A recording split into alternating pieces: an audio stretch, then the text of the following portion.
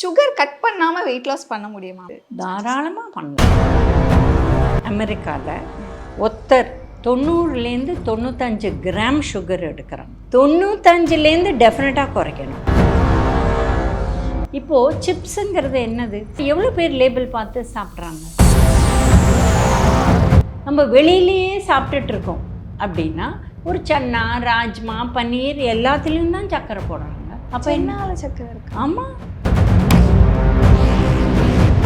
அது sweet and salt taste தான் ரொம்ப நல்லா இருக்குன்னு இப்போ எல்லாத்துலேயுமே போட ஆரம்பிச்சிட்டாங்க.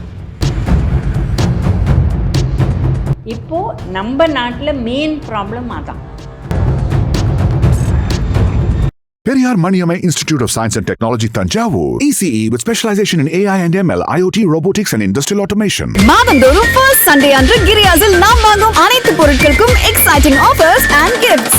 வெயிட் லாஸ் அப்படின்னு சொல்லும் போது ஃபர்ஸ்ட் யாரை கேட்டாலும் வந்து நான் சுகர் கட் பண்ணிட்டேன் அப்படிங்கிறது தான் ஃபர்ஸ்ட் எல்லாரும் சொல்ல வேண்டியதாக இருக்கு. சுகர் கட் பண்ணாமல் வெயிட் லாஸ் பண்ண முடியுமா மேம்? அதுக்கு ஏதாவது? தாராளமாக பண்ணலாம். ஓகே. ஏன்னா பட் எவ்வளோ சுகர் எடுத்துக்கிறீங்க முக்கியம். 3 டீஸ்பூன் ஒரு நாளைக்கு அலவுட் நார்மல் பீப்புளுக்கு, டயபெட்டிஸ் இல்லாதவங்களுக்கு. அதில் ஈஸியாக வெயிட் லாஸ் பண்ணலாம். நாங்களாம் வருஷக்கணக்காக பண்ணிகிட்ருக்கோம். பட் எங்களோட வெயிட் லாஸ் ப்ரோக்ராமில் 2லேருந்து 3 கிலோ ஒரு மாதத்துக்கு. எக்ஸ்ட்ரா எக்ஸசைஸ் பண்ணாங்கன்னா அதை விட கொஞ்சம் பண்ணலாம். பட் இதுக்கு மேலே பண்ணுறது கூட நல்லது கிடையாது. ஏன்னா நீங்கள் வந்து திடீர்னு வெயிட் குறையலாம், பட் ஹெல்த்து தான் நம்மளுக்கு ஃபோக்கஸ்.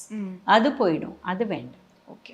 பட் அந்த மாதிரி நிறைய பேர் இன்னைக்கு வந்து நான் சுகரை ஃபஸ்ட்டு கட் பண்ணிட்டா எனக்கு இன்னும் ரொம்ப சீக்கிரமாக ரேப்பிடாக வெயிட் லாஸ் ஆகிடும் அப்படிங்கிற ஒரு விஷயமே இருக்குது. அது ட்ரூவாக இல்லை மித்தா மேம்? பிகாஸ் அதுக்காக அவங்க உடலை வருத்திக்கிட்டு கிரேவிங்ஸை கண்ட்ரோல் பண்ண முடியாமல் ரொம்ப இரிட்டபிளாக இருப்பாங்க.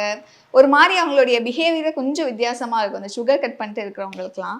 ஸோ அவ்வளோ தூரம் அது பண்ணணும் அப்படிங்கிற மாதிரி இருக்காங்க. அதான் அவங்க 3 டீஸ்பூனுக்குள்ளே சுகரை வச்சுருந்தா ப்ராப்ளமே இல்லை. அதை தவிர வெயிட் லாஸ் பண்ணலாம். பட் இப்போ பார்த்தீங்கன்னா அமெரிக்காவில் ஒருத்தர் 90லேருந்து 95 கிராம் சுகர் எடுக்கிறாங்க ஒரு நாளைக்கு. இந்த 3 டீஸ்பூனுங்கிறது 15 கிராம். ஸோ 15 எங்கே இருக்குது, 95 எங்கே இருக்குது?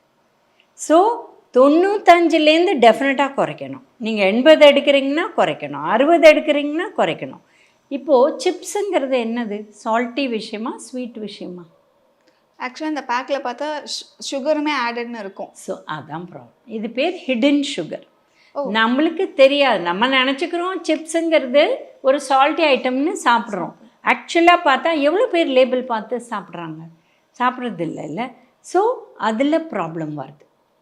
ஸோ அந்த மாதிரி தான் ஹிடன் சுகர்னு சொல்கிறோம். அது எங்கே பாரு இருக்குது. அதனால தான் இந்த அளவு சுகர் ஏறுது. நம்ம வீட்டில் பண்ணுற உணவு சாப்பிட்டோன்னா நம்மளுக்கு தெரியும் எதில் சர்க்கரை இருக்குது, எதில் சர்க்கரை இல்லை. அப்போ ஈஸியாக கண்ட்ரோல் பண்ண முடியும். நம்ம வெளியிலேயே சாப்பிட்டுட்ருக்கோம் அப்படின்னா ஒரு சன்னா, ராஜ்மா, பன்னீர் எல்லாத்துலேயும் தான் சர்க்கரை போடுறாங்க. அப்போ என்னால சர்க்கரை இருக்கு? ஆமாம், அது ஸ்வீட் அண்ட் சால்ட் டேஸ்ட் தான் ரொம்ப நல்லா இருக்குதுன்னு இப்போ எல்லாத்துலேயுமே போட ஆரம்பிச்சிட்டாங்க. அதுதான் ப்ராப்ளம். இப்போ நீங்கள் கர்நாடகாவில் போய் சாம்பார் சாப்பிட்டிங்கன்னா அதில் கொஞ்சம் வெல்லம் போட்டுப்பாங்க. புரியுதுங்களா? ஸோ அந்த டேஸ்ட் தான் பெட்டர் அப்படிங்கிற மாதிரி இப்போ கொண்டு வரோம். வெல்லம் நல்லதுன்னு சொல்கிறாங்களே ma'am. White sugar, refined sugar தான் வந்து கெட்டது, வெல்லம் கருப்பட்டிலாம் நல்லது அப்படின்னு சொல்கிறாங்க. வெல்லம் கருப்பட்டி இப்போ வெல்லத்துக்கு அடுத்தது தானே சுகர். அதை வந்து ப்ராசஸ் பண்ணால் சுகர். ரெண்டுமே ஒன்று தான். ஒரே டிஃப்ரென்ஸ் என்னென்னா கேலரி டிட்டோ. ஓகே. இது வந்து கொஞ்சம் அதில் அயர்ன் சத்து இருக்குது, கொஞ்சம் கால்சியம் சத்து இருக்குது. ஏன்னா ப்ராசஸிங் கம்மியாக இருக்குது. அதில் போடுற ப்ளீச்சோ அந்த ப்ராசஸிங் ஒயிட் பண்ணுறதுக்கு என்ன பண்ணுறாங்களோ அது இல்லை இதில், அவ்வளோதான். பட் எங்களை பொறுத்தவரையிலும் கேலரி ஒன்று தான், கார்போஹைட்ரேட் ஒன்று தான். அப்போ என்ன பண்ண முடியும்?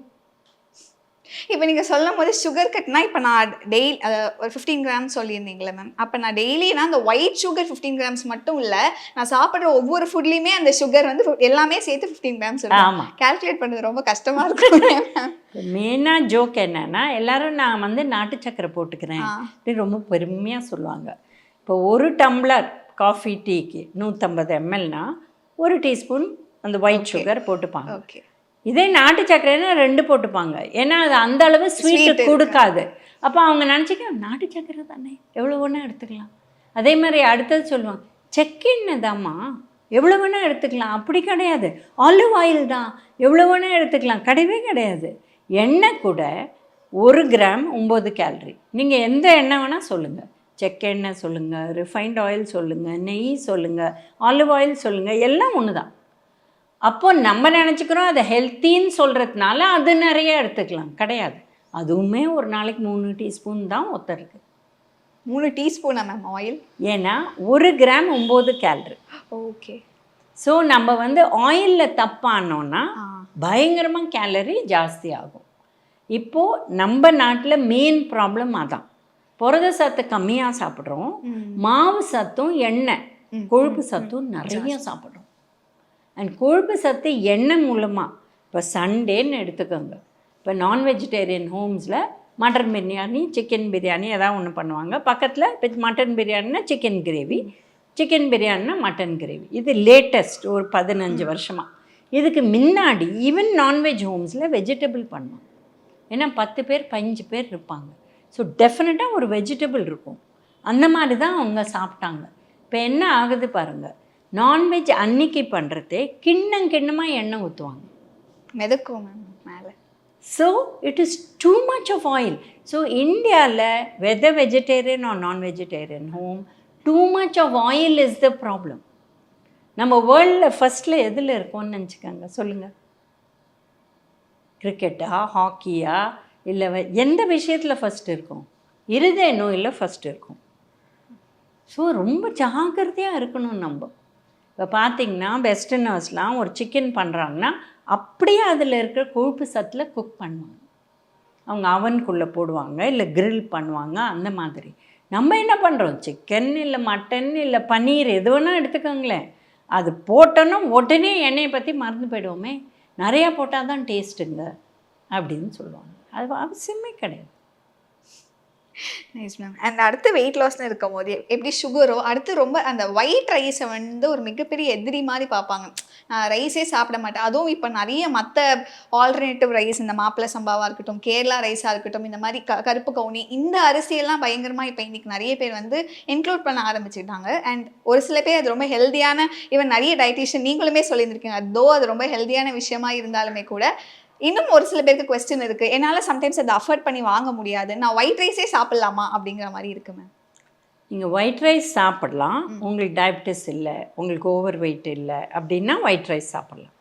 ஒயிட் ரைஸ் சாப்பிட்றதே மதியமும் நைட்டும் ஒரு 8 இன்ச் பிளேட், இது ஒரு நார்மலாக சொல்கிறேன், ஒத்தொத்தருக்கு மாறும். அதில் 1/4 பாகம் ரைஸ், ஈக்குவல் குவான்டிட்டி பருப்பு இல்லை சிக்கன் ஃபிஷ் என்ன சாப்பிட்றீங்களோ gravy form, chicken fish paneer வந்து ஃப்ரை பண்ணக்கூடாது. Okay. And half the plate should be vegetable. It can be poriyal kootu, R it can B 1 பொரியல் only 2 cups, R it can B salad பொரியல் கூட்டு, what ever, but vegetable. இப்போ பிரச்சனை என்ன வருதுன்னா, vegetable சொன்னாலே உருளைக்கிழங்கு, கருணக்கிழங்கு, சேனக்கிழங்கு, மரவள்ளிக்கிழங்கு, அதுதான் டேஸ்ட்டாக இருக்கும். அது என்றைக்கோ ஒரு நாள் சாப்பிட்டா ஓகே, பட் டெய்லி குழந்தைகளுக்கு இதுதான் பிடிக்கும், இப்படி தான் பண்ணுவோம் அப்படின்னு சொன்னால் this is very very bad. ஏன்னா க்ரீன், ஆரஞ்ச், ரெட் இந்த கலர்ஸில் இருக்கிற வெஜிடபிள் தான் நிறையா சாப்பிடணும். உடனே ஒரு குழந்தை வந்து க்ரீன் கலர் கேக் மேடம் அப்படின்னு காட்டுது. So what happens, that colour is food colour, that is not original health. So இதெல்லாம் நம்ம ரொம்ப ஜாகிரதையாக பார்க்கணும். இப்போ இந்த வெஜிடபிள்ஸ், அந்த ஸ்பினாச், இதுலலாமே நீங்கள் சொன்ன மாதிரி வந்து இது நல்லாயிருக்கும், அதுலேயுமே இப்போ செக்ரிகேட் பண்ணுறாங்க. வெயிட் லாஸ்க்கு இந்த வெஜிடபிள்ஸ் தான் நல்லது, இதெல்லாம் எடுத்துக்கோங்க அப்படிங்கிற மாதிரி. இப்போ இந்த ஜூஸ்லாம் பார்க்கும்போது இந்த பம்கின் ஜூஸு, சொரக்காய் ஜூஸு, இதெல்லாம் எடுத்துக்கோங்க. வெயிட் லாஸுக்கு நிறைய வெஜிடபிள்ஸ் இருக்கா மேம் தனியாக? பேசிக்கலி ரூட் வெஜிடபிள்ஸ் வேண்டாம்னு சொல்கிறோம். தி ரீசன் என்னென்னா, நம்ம ஊரில் இப்போ சொன்ன எந்த காயாக இருக்கட்டும், உருளைக்கிழங்கு, சேனக்கிழங்கு, இது எண்ணெயை போட்டு வதக்குறோம். That is the problem. The problem is not இந்த வெஜிடபிள் அலோன். ஒன்று அதில் மாவு சத்து நிறையா இருக்குது, வேறு ஒன்றும் ஜாஸ்தி இல்லை, சில மினரல்ஸ், விட்டமின்ஸ் இருக்குது, பட் நம்ம செய்யும் முறை அதான் ப்ராப்ளம். நெக்ஸ்ட்டு வந்து இந்த கீரை, பீன்ஸு, அவரைக்காய், காராமணி, கேபேஜ், காலிஃப்ளவர், தைராய்டு இருக்கிறவங்க அவங்க சாப்பிட முடியாது. ப்ராக்கலி, கேபேஜ், காலிஃப்ளவர், அதாவது நம்மளோட முட்டைகோஸு, நம்மளோட காலிஃப்ளவர் அண்ட் இது சாப்பிட முடியாது. பட் மற்ற எல்லா காயுமே சாப்பிட்லாம், எனிதிங் க்ரீன். இப்போ பார்த்திங்கன்னா கீரை, பீன்ஸு, பூஷ்ணிக்காய், சொரைக்காய், பொடலங்காய். ஏன் வாட்டரி வெஜிடபிள்ஸ் பூஷ்ணிக்காய்லாம் சொல்கிறாங்கன்னா, 100 கிராமில் 40 கேலரி தான். ஸோ நான் ஒரு ஃபுல் கப்பு கூட்டு சாப்பிட்டா கூட 40 கேலரி தான். இதே நான் ஒரு ஃபுல் கப் உருளைக்கிழங்கு சாப்பிட்டேன்னா அது 3 மடங்கு ஆகலாம். எவ்வளோ எண்ணெய் போடுறீங்களோ அதை பொறுத்து. மேம் நீங்கள் ஒரு லஞ்ச் மெனு சொல்லியிருந்தீங்களா? இப்போ இன்னைக்கு பார்க்கும்போது சாலட்ஸ் பற்றிலாம் சொல்லியிருந்தீங்க. ஏன்னா சில சாலட் பவுலெல்லாம் பார்க்கும்போது அது அந்த வெஜிடபிள் பேரே என்னன்னு தெரியாது. எல்லாருக்கும் அந்த ஒரு பெரிஸோ ஒரு ஆவகேடோ இந்த மாதிரி ரொம்ப எக்ஸ்பென்சிவான ஃப்ரூட்ஸோ வெஜிடபிள்ஸோ தான் வந்து நல்ல வெயிட் லாஸ்க்கு ஹெல்ப் பண்ணும் அப்படிங்கிற மாதிரி இருக்குது. அது உண்மைதானா மேம்? இல்லை நம்ம ஊரில் கிடைக்கிற வெஜிடபிள்ஸ் ஃப்ரூட்ஸே வந்து போதும் அப்படி? போரும் தாராளமாக போகும். நீங்கள் வந்து சாலட் வந்து வெறும் வெள்ளரிக்காய், கேரட், தக்காளி இது போட்டு பண்ணலாம். இல்லை அதில் கொஞ்சோண்டு நம்ம சன்னாவை வேக வச்சு அதை போட்டுக்கலாம். ஒயிட் சன்னா இல்லை பிளாக் சன்னா எது வேணாம், இல்லை காராமணி எது வேணாம். அந்த மாதிரி அந்த 16 வித பயிரில் ஏதோ ஒன்று ஊற வச்சு வேக வச்சு போடலாம். ஸோ தட் ப்ரோட்டீனும் வரும். இந்த 1 மீல் போல்னு சொல்கிறாங்கல்ல, அதுக்கு அந்த மாதிரி காயும் போட்டுடலாம், ப்ரோட்டீனும் போட்டுடலாம்.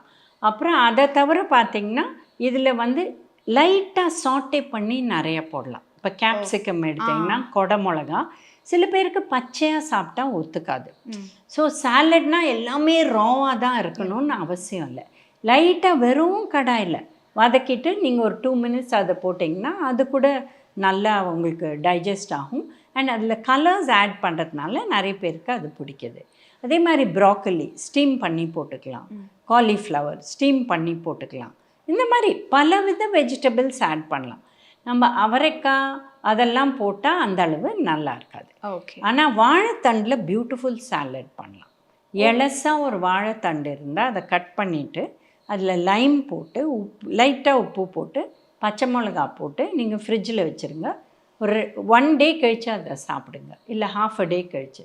அது நல்லா ஊறிட்டு ஃபர்ஸ்ட் கிளாஸாக இருக்கும். Periyar Maniammai Institute of Science and Technology, Tanjavur. ECE with specialization in AI and ML, IoT, robotics and industrial automation. மாதந்தோறும் ஃபர்ஸ்ட் சண்டே அன்று கிரியாஸில் நாம் வாங்கும் அனைத்து பொருட்களுக்கும் எக்ஸைட்டிங் ஆஃபர்ஸ் அண்ட் கிஃப்ட்ஸ்.